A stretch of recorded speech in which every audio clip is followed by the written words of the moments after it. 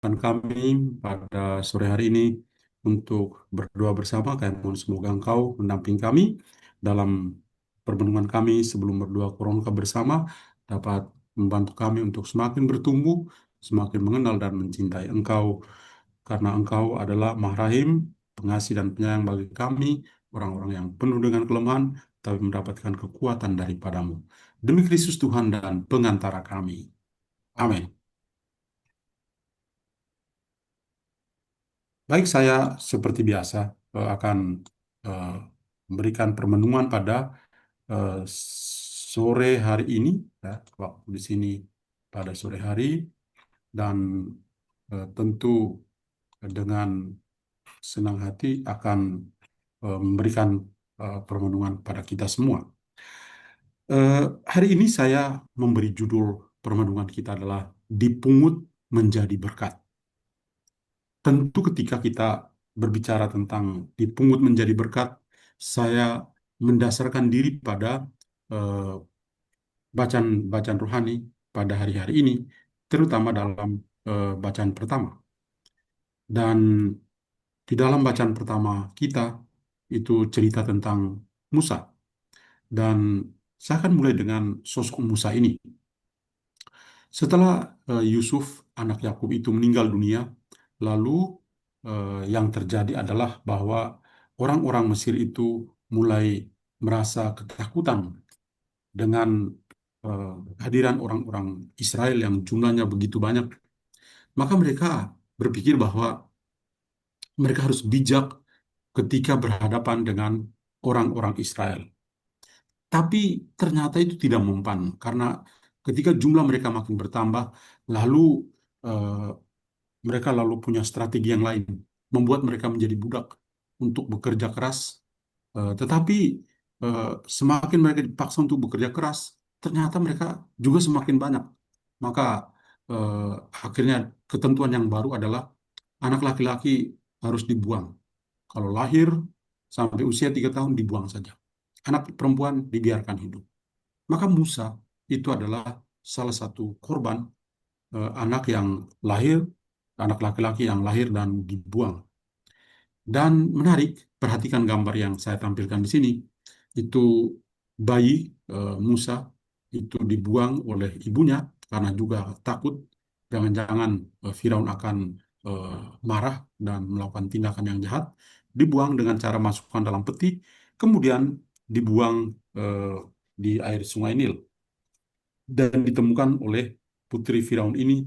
Kemudian ketika melihat itu putri Firaun langsung mengangkat bayi itu dari air, dalam air, kemudian dia memberi namanya Musa. Nah, lalu dia pelihara sebagai anak angkat. Nah, siapakah Musa itu? Ya, nama Moses atau Musa itu dalam bahasa Yunani, ya, eh, Mose, kemudian dalam bahasa Ibrani juga sama, ya, artinya dia ditarik dari air atau dipungut, diambil dari air. Musa itu memiliki seorang ayah namanya Amram dan ibunya bernama Yochebed. Dia punya dua saudara yang sudah lahir lebih dulu. Saudari perempuan itu namanya Miriam dan saudara laki-laki itu bernama Harun yang kita kenal itu. Musa itu dibesarkan dan tentu hidupnya dalam ya suasana yang baik dibandingkan dengan saudara-saudara di luar. Tetapi dia mengenal bahwa dia itu bukan orang Mesir. Dia adalah tetap berdarah Israel. Maka ketika dia sudah mulai dewasa, dia sudah melihat bagaimana tindakan orang-orang Mesir terhadap orang-orang Israel. Mereka pun dengan kekerasan, mereka diperbudak, mereka juga diperlakukan semena-mena, dan itu membuat eh, Musa itu lalu berpikir dia harus melakukan sesuatu untuk saudara-saudaranya. Maka eh, apa yang dilakukan? Dia sangat frontal. Dia akhirnya bisa kesal dan membunuh seorang Mesir. Dia juga akhirnya bisa berantem, ya, berkelahi dengan saudara-saudaranya, yaitu orang-orang Israel. Dan perkelahian tidak hanya dengan orang Mesir, yang sampai pada pembunuhan, tapi juga dengan saudara-saudara itu. sama-sama sebagai orang Israel, itu yang menyebabkan dia harus meninggalkan Mesir, Ramses, dan harus pergi ke satu tempat yang sangat jauh, ya, namanya Midian. Nah, perhatikan di sini, saya tampilkan peta. Jadi ini adalah Ramses. Lalu ketika Musa itu sudah berantem dengan orang-orang Israel yang lain, dia lalu ketakutan karena dia sudah membunuh orang Mesir. Maka dia lari dari daerah, lihat, perhatikan kursor, lihat sini, terus sampai lewat sini dan sampai di Gunung Horeb atau Gunung Tuhan. Jarak tempuh yang dia eh, lakukan adalah sekitar 300 mil atau setara dengan 483 kilometer. Lumayan jauh. Dan secara matematis kalau dia berusia 40 tahun, dia bisa melakukan perjalanan sekitar 18 hari. Itu paling cepat. Tapi kita bisa membayangkan, ini bukan daerah hutan, tapi daerah yang kering kerontang. Ya. Paling yang hijau sedikit itu di sini karena ada Sungai Nil. Tapi selanjutnya hanya daerah kering. Dan sampai di kaki Gunung Sinai di sekitar ini. Nah, ketika dia tiba, dia berkenalan dengan eh, Yitro, seorang imam di Midian, dan akhirnya dia juga menikahi anak perempuan Yitro, dan juga pekerjaan Musa lalu berubah menjadi seorang penggembala atau peternak. Dan setiap hari dia menggembalakan ternak bukan miliknya sendiri, tapi menggembalakan ternak milik dari Yitro di Gunung Horeb atau Gunung Sinai. Dan suatu hal yang menarik perhatian adalah suatu saat ketika dia sedang mengembalakan ternak mertuanya, dia melihat dari jauh itu kok ada api yang menyala, kemudian pada semak belukar, tapi anehnya semak belukar itu tidak membakar, tidak terbakar oleh api. Maka dia lalu eh, berpikir, wah, kenapa sehingga nyala api itu keluar dari semak duri, tapi kok apinya menyala dan tidak membakar semak belukar itu. Lebih baik dia pergi dan melihat. Maka dia pergi mendekat. Tapi ketika dia tiba di sana, ada suara yang keluar dari dalam eh, semak belukar itu. Di sini saya tampilkan sangat sederhana. Ini Musa dengan pakaian yang sederhana sebagai seorang gembala dan tongkatnya. Ya, Anda bisa lihat. Dan ada suara yang mengatakan, jangan mendekatkan dirimu ke sini. Tanggalkanlah kasutmu atau sepatumu dari kaki, sebab tempat di mana engkau berdiri adalah tanah yang kudus. Nah, ini adalah momen pertama di mana Musa itu berjumpa dengan Tuhan. Karena dia ketika mendengar suara itu, dia langsung menyapa, ini adalah Tuhan. Lalu mulailah, ya, kesadaran Musa itu mulai terbangun. Oh, dia sedang berdialog dengan Tuhan. Maka mulailah Tuhan berbicara dan Musa mendengar dan Musa juga berbicara. Ini memang menarik karena peristiwa dia ditarik dari air atau dipungut dari air itu adalah rencana dari Tuhan bagi Musa.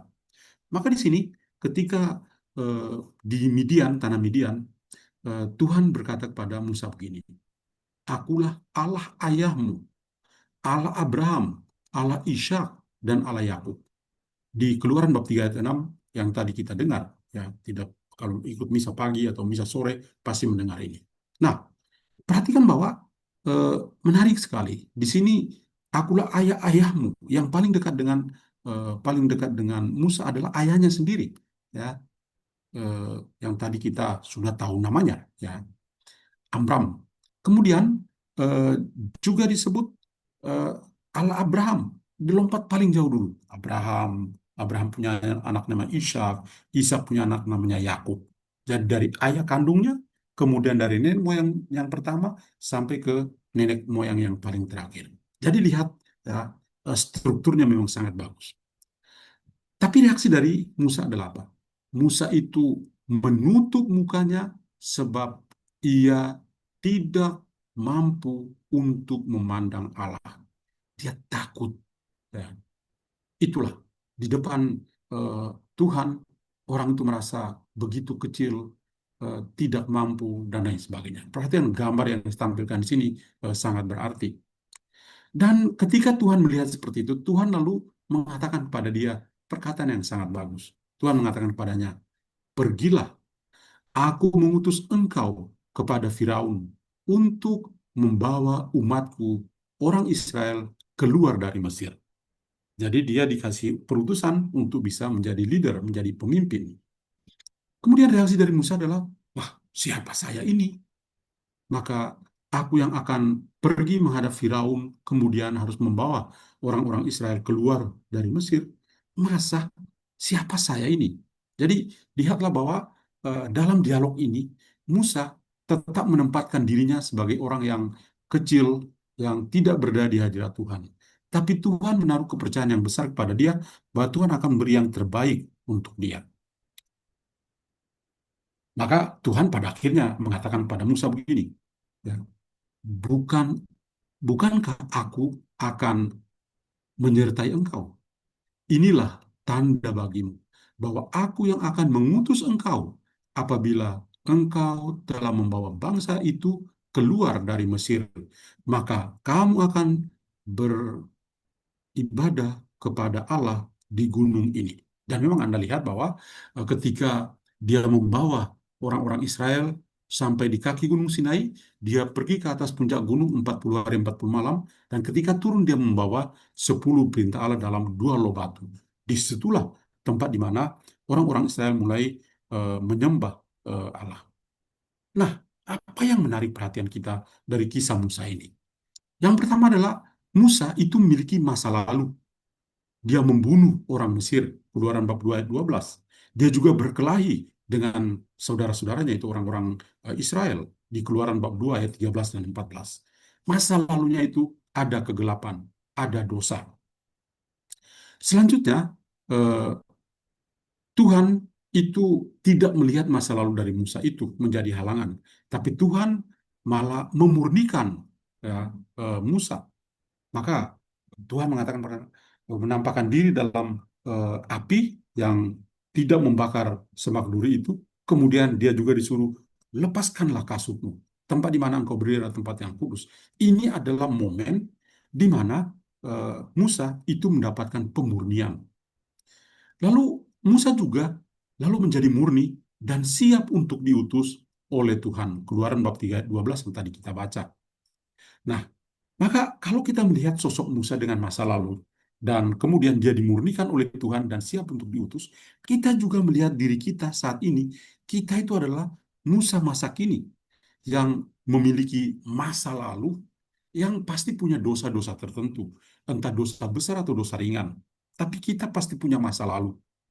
Dan dosa-dosa itu memang eh, membuat kita punya kesadaran untuk bisa bertobat, sadar untuk bisa bertobat. Musa itu melepaskan kasutnya, itu adalah tanda pertobatan dia, melepaskan hidup yang lama dan bisa memperoleh hidup yang baru. Tuhan Yesus itu membasuh kaki, ya, membasuh kaki. Dia tidak membasuh bagian-bagian tubuh yang lain.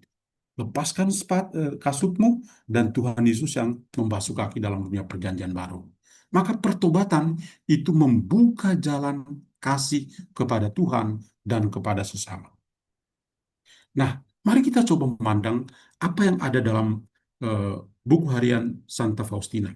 Saya mengutip dari buku harian Santa Faustina nomor 1293. Dan bunyinya begini. Begitulah aku kembali terjatuh di dalam suatu kesalahan, meskipun telah bertekad dengan tulus untuk tidak melakukannya.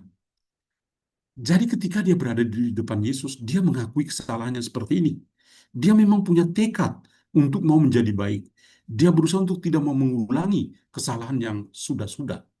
Tetapi ketika dia punya niat atau tekad yang bagus dan tulus itu, ternyata dia tidak melakukannya.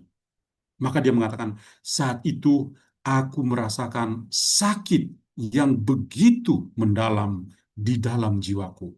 Dia merasa malu di hadirat Tuhan karena ternyata janji, tekad, eh, dia mau supaya jangan mengulangi dosa itu, ternyata dia mengulangi lagi. Dan kalau kita melihat pengakuan pribadi dari Santa Faustina ini kita banget seperti itu. Kita ketika pergi mengaku dosa, kita boleh mengatakan dosa-dosa kita dan berjanji untuk tidak berbuat dosa lagi. Kita mau bertobat, kita menyesal dan mau bertobat, tapi kita selalu mengulangi dosa yang sama. Ketika kita pergi mengaku dosa yang sama. Santa Faustina pernah mengalami seperti itu, tapi dia merasa malu dan mengatakan, saya merasakan sakit yang begitu mendalam di dalam jiwaku. Lalu Tuhan Yesus mengatakan pada Santa Justina begini, seandainya bukan karena kekurangan kecil ini, engkau tidak akan datang kepadaku.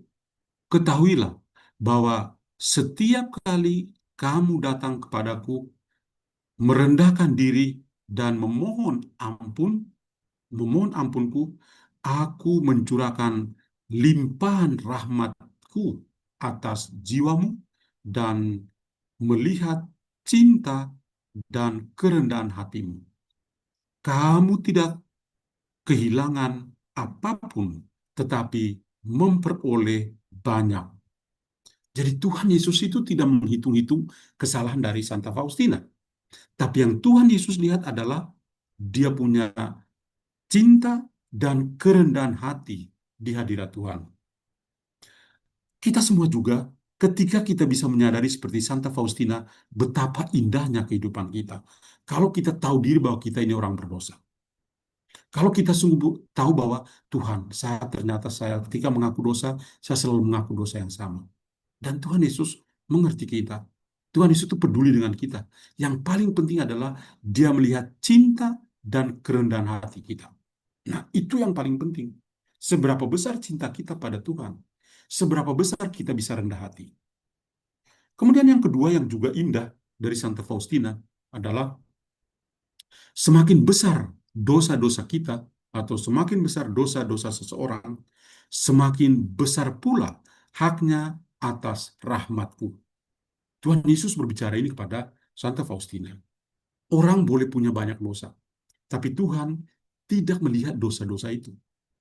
Kita dalam peran Ekaristi, kita selalu berdoa, ya, Tuhan Yesus Kristus, eh, jangan perhitungkan dosa kami, tapi ingatlah ya akan iman.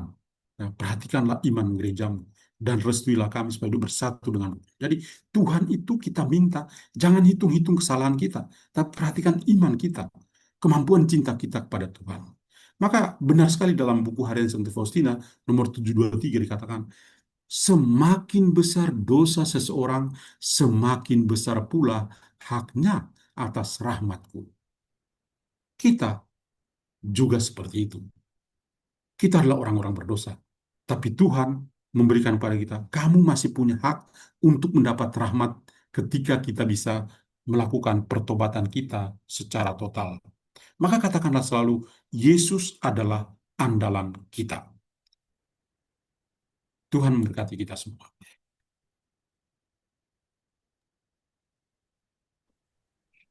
Baik, terima kasih.